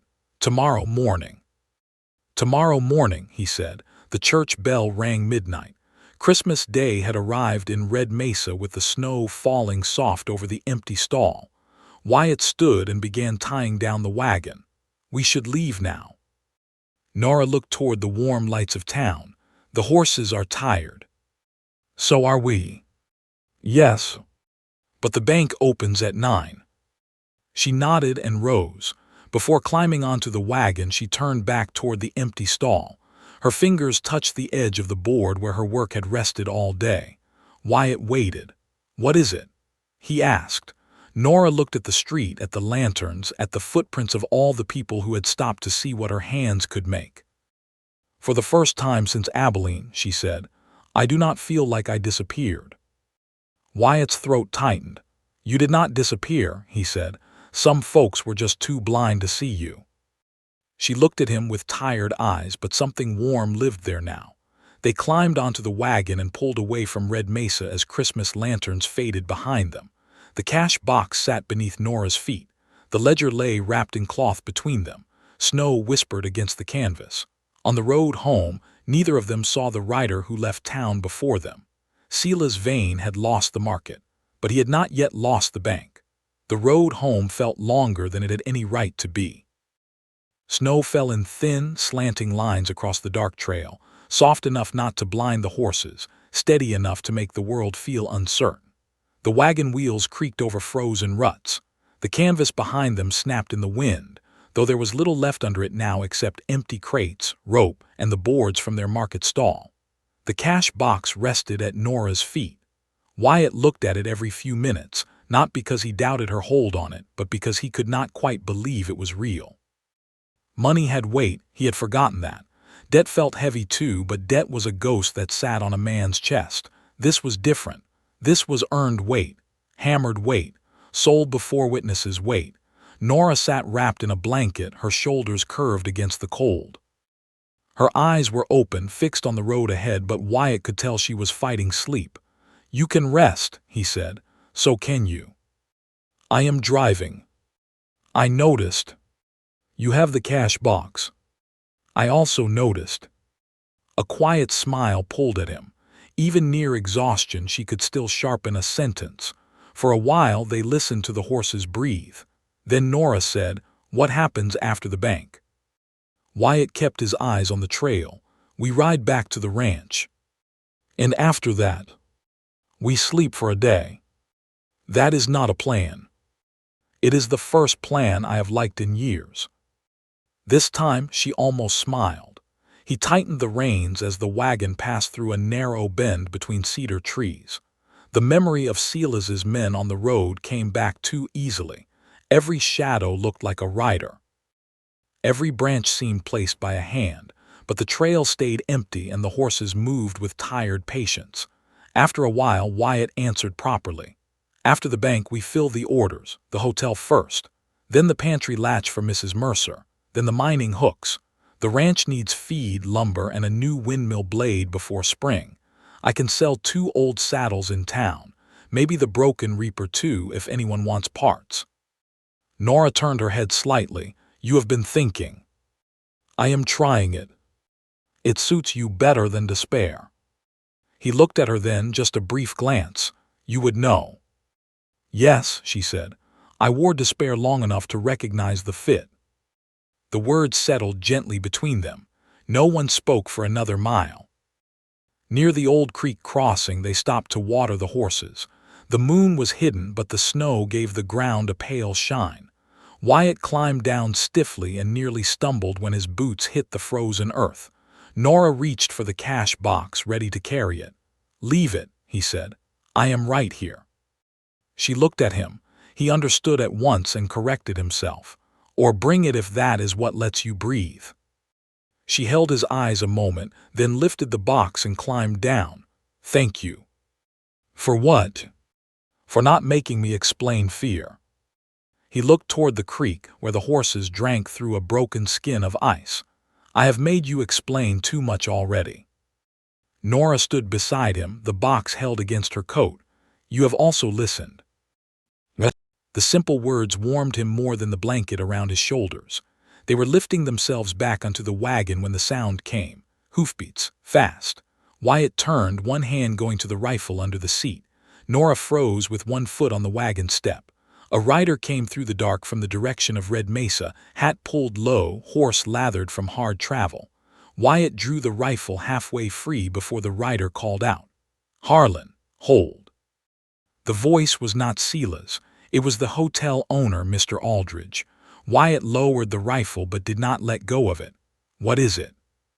Aldridge reined in hard, breathing nearly as heavily as his horse. Snow clung to his fur collar. "I hope to catch you before town," he said.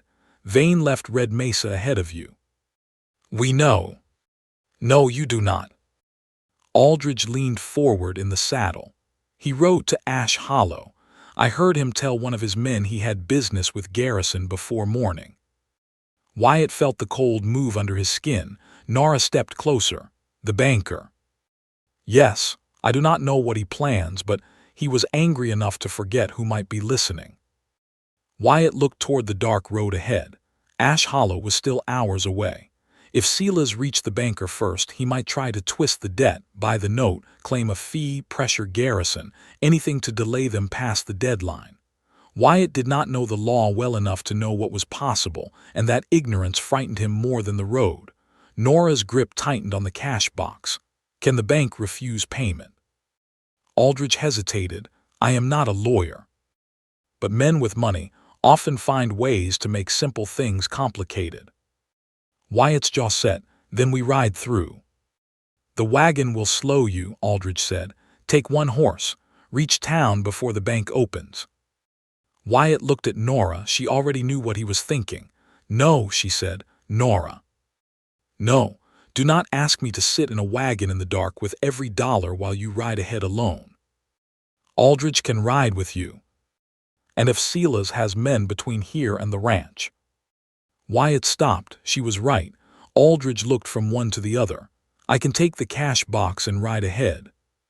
No, Nora and Wyatt said together. The hotel owner gave a tired nod. Fair enough. Wyatt looked at the horses. They were worn but not spent. The wagon was lighter now. The northern trail opened into flatter land after the creek. If they pushed too hard, they risked injury. If they moved too slow, they risked the bank. Nora seemed to read the calculation on his face. We do not need to race like fools, she said. We need to arrive with the money, the proof, and witnesses. Wyatt turned to Aldridge. The man nodded before Wyatt asked, I will ride with you. Why? Wyatt asked. Aldridge looked toward Nora, then at the cash box. Because I placed an order with a smith, and I prefer my smith not be cheated out of the forge she intends to use. Nora blinked, then gave one short nod. Thank you. They set out again with Aldridge riding beside the wagon. The hours that followed were hard and quiet. Snow thickened, then eased. The wheels struck hidden stones. Once the repaired retaining strap gave a sharp creak, and Wyatt's heart stopped until Nora climbed down, checked it with numb hands, and declared it still sound. Near dawn, they reached the ridge above Ash Hollow. The town lay below them with thin smoke rising from chimneys. No Christmas bells yet. No children in the street. Only the gray hush of morning and the bank building sitting square and cold near the center like a judge waiting to pass sentence. Wyatt stopped the wagon at the top of the hill. For a moment he could not move. Nora turned to him. What is it? He looked down at the town. I have ridden into Ash Hollow many times with empty hands. I do not know how to do it with enough. Nora's face softened. She reached across the space between them and placed her gloved hand over his. It was not romance in the pretty, easy way songs told it. It was warmer than that, stronger. A touch given after lies, labor, danger, and truth. A touch that said she had seen his worst and had not turned away yet. Then learn now, she said. He covered her hand for one breath. Then he snapped the reins. They rode into town as morning opened. The bank did not open until 9, but Sila's vein was already there. He stood on the boardwalk outside the brick building with Garrison the banker beside him. Another man in a dark suit held a leather folder under one arm. Sila's looked rested, clean, certain. When he saw the wagon, his mouth curved. Wyatt pulled up before the bank. Nora climbed down with the cash box in both hands. Aldridge dismounted behind her. Sila's tipped his hat. Merry Christmas. Wyatt did not answer. Garrison looked uncomfortable. Mr. Harlan, there has been a development. Nora's fingers tightened on the handle. Wyatt stepped forward. The debt is due today. We are here to pay it. Sila's sighed as if saddened by bad manners. The debt was due, Wyatt, but the note has changed hands. The man with the leather folder opened it and removed a document. Garrison would not meet Wyatt's eyes. Wyatt felt the world tilt. What does that mean? It means, Sila said, I purchased the note this morning. Nora went very still. Sila smiled at her now. And as the holder, I am not obligated to accept late payment once default proceedings have begun. It is not late, Nora said. The bank has not opened. My attorney believes otherwise. The suited man adjusted his collar and said nothing more. Wyatt looked at Garrison. You sold him the note on Christmas morning. Garrison swallowed. He offered full value. So are we. Wyatt pointed to the cash box. Right now. Silas's smile sharpened. You should have been faster. For a heartbeat, all the strength they had carried from Red Mesa seemed to vanish into the frozen street. Then Nora set the cash box on the boardwalk. The sound was small, but every person there heard it. "No," she said. Silas looked amused. "No. No," she repeated. "You are not taking a ranch on a trick before breakfast and calling it business." His eyes hardened. "Mind yourself, Miss Whitcomb." "I am." She turned to Garrison. "Did Mr. Harlan's foreclosure notice say payment was due on December 28th? The banker shifted. "Yes." "What time?" Garrison opened his mouth, then closed it. Nora stepped closer. "What time, Mr. Garrison?" He looked toward the attorney. The attorney frowned. Silas cut in. "The date is sufficient." "Then the date is today," Nora said. "And today is not over. The bank has not even opened its door for business." Wyatt stared at her. Aldridge moved beside him. "I will witness that they arrived before opening with full payment." A woman's voice came from behind them. "So will I." They turned. Mrs. Mercer stood near the mercantile steps with her two sons, a basket on her arm. Behind her, the old freight driver had stopped with his team. The preserves woman from Red Mesa was there too, riding in a wagon loaded with empty jars. One by one, faces appeared in doorways and windows. Christmas morning had begun, and Ash Hollow was watching. Silas saw the crowd gathering. For the first time, uncertainty touched his face. Nora bent, opened the cash box, and lifted the bank letter from the top. She held it out to Garrison. "Your own notice," she said. "Your own date. Full payment before opening. If you refuse it now because another man wants water rights, then this town will know exactly what kind of bank it has." Garrison's face flushed. The attorney finally spoke, low to Silas. Wyatt could not hear the words, but he saw Silas's jaw tighten. A long silence passed. Then Garrison reached for the cash box. Silas snapped, "Do not." The banker looked at the crowd, then at Wyatt, then at Nora. "I will count the payment," Garrison said. Silas's face went white with anger. Wyatt exhaled, but Nora did not move. Not yet. The final truth had not been stamped. The ranch was still hanging by one banker's trembling hands. Garrison counted the money slowly enough to make every person on the boardwalk feel the cold. Bills were stacked, coins sorted, figures checked against the ledger in his office. The bank door stood open now, though no one stepped inside except Garrison, Wyatt, Nora, Silas Vane, the attorney, and Mr. Aldridge as witness. Outside, half of Ash Hollow waited in the Christmas morning snow. Wyatt stood beside the desk with his hat in both hands. Nora stood near him with the bank notice held flat between her fingers. Silas watched from the corner, his face tight and pale with anger. He was trying to dress up his patience. When Garrison reached the last coin, he did not speak at first. He counted the final stack again. Then he checked the paper. Then he looked at the attorney. The attorney's mouth pressed into a thin line. "The payment appears complete." Silas turned sharply. "Appears."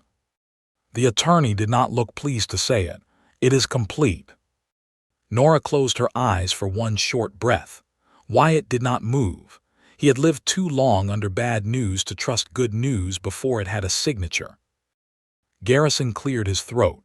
"Mr. Harlan, this payment clears the full debt listed on the notice." Silas stepped forward. "I own that note." "And you will be paid in full," Garrison said, his voice shaking but firming as he went on. "The debtor appeared on the due date before opening hour with the full amount. I issued the notice. I will honor it." Silas's eyes narrowed. "You will regret choosing sentiment over opportunity." For the first time, Garrison looked him straight in the face. "No, Mr. Vane, I suspect I would regret the other thing more." The banker opened a drawer, took out the release papers, and dipped his pen in ink. Wyatt watched the nib move across the page. His father's name was still on an old line near the top, faded but readable. Harlan Land. Broken Lantern Ranch. The words blurred for a moment and Wyatt had to look away. Garrison stamped the paper. The sound cracked through the office like a hammer hitting iron. Paid in full. Wyatt reached for the document, but his hand stopped halfway. He looked at Nora. "You should take it," he said. Her eyes widened slightly. "It is your ranch. It still stands because of your fire." The room went quiet. Nora took the paper carefully as if it were a newborn thing. She read the stamped words once, then again. Only when she handed it back did Wyatt see her fingers tremble. Silas moved toward the door. Before leaving, he paused beside Nora. "This town enjoys a holiday performance," he said softly. "But winter is long. Orders fail. People forget." Nora looked at him without fear. "Then I will remind them with work that holds." Wyatt stepped beside her, not in front of her. Silas saw the difference. Maybe everyone did. He left without another word. Outside, the crowd waited until Wyatt and Nora stepped onto the boardwalk. No one cheered at first. It was too tender a thing for noise. Mrs. Mercer simply placed a gloved hand over her heart. The old freight driver nodded once. Mr. Aldridge stood in the doorway and smiled like a man who had just watched a crooked nail finally pulled straight. Then one of Mrs. Mercer's boys called out, "Did you save it?" Wyatt looked at Nora. Nora looked at the paper in his hand. Then Wyatt answered, "Yes, we saved it." The boy whooped, and laughter spread through the cold street. Not loud, not wild, but warm enough to make Christmas feel real for the first time. They rode back to Broken Lantern under a pale winter sun. The cash box was empty now, but the ledger was full of work to come. The bank paper lay inside Wyatt's coat, no longer burning like shame but resting like proof. At the ranch, the first thing Wyatt did was walk to the bunkhouse door. The foreclosure notice still hung there, stiff from frost. He pulled the nails free one by one. The paper came down in his hand. For a moment he stared at it, remembering every morning he had passed it like a man walking past his own grave. Then he carried it to the forge. Nora opened the firebox. A few coals still slept under ash from the night before. Wyatt placed the notice inside. Nora worked the bellows once, twice, and the old paper curled into flame. Neither spoke until it was gone. That evening they did not have a grand Christmas feast. They had coffee, biscuits, beans, and one jar of peach jam traded at the market. Wyatt set the pine branch from Nora's room in the center of the table. Nora laughed softly when she saw it there. "What?" he asked. "It is still trying to look like Christmas." "So are we." She looked at him then, and the quiet between them no longer felt empty. Winter did not turn gentle after that. The barn still leaked. The windmill still needed work. The cattle still had to be fed before dawn. But the ranch was no longer dying in silence. Every morning the forge rang. Customers came with broken tools and left with repaired ones. The Red Mesa Hotel order was finished before the spring thaw, each hinge marked carefully with Nora's hand. People began speaking her name with respect, not surprise. Wyatt learned to ask before deciding. Nora learned that help did not always come with a trap hidden under it. Trust did not rush between them. It grew like winter wheat under snow, quiet and stubborn, alive before anyone could see it. By June, the Broken Lantern Ranch looked different, not perfect. Real. The gate swung straight. The well pump worked smooth. New calves stood in the grass near their mothers. Smoke rose from the forge every morning, and beside it hung a simple wooden sign Wyatt had carved himself. Whitcomb and Harlan Iron and Ranch Work. Nora had stared at the sign for a long time when he put it up. "You put my name first," she said. "You saved the first fire." She touched the carved letters with her fingertips. "Then we better make sure the work holds." "It will," Wyatt said. She looked at him. "Is that a promise?" He smiled. "First promise." Her smile came slowly, full and real. "Dollars come after," she whispered. They married in late summer under cottonwood shade, with half the town gathered in the yard where a foreclosure notice had once hung. No fancy clothes, no grand speeches, just two people who had met through a lie, survived through truth, and chosen to build something neither could have built alone. Years later, folks still talked about the Christmas when Silas Vane tried to take Broken Lantern before breakfast, and a woman with soot on her cheek stopped him with a bank notice, a cash box, and a name no one would forget. But Wyatt remembered something simpler: a cold morning, a dead forge waking, a woman lifting a hammer in the dark, and the sound of a dying ranch learning how to live again. If this story touched your heart like it, share your thoughts in the comments, and subscribe for more emotional Wild West stories where love, truth, and second chances still ride across the frontier.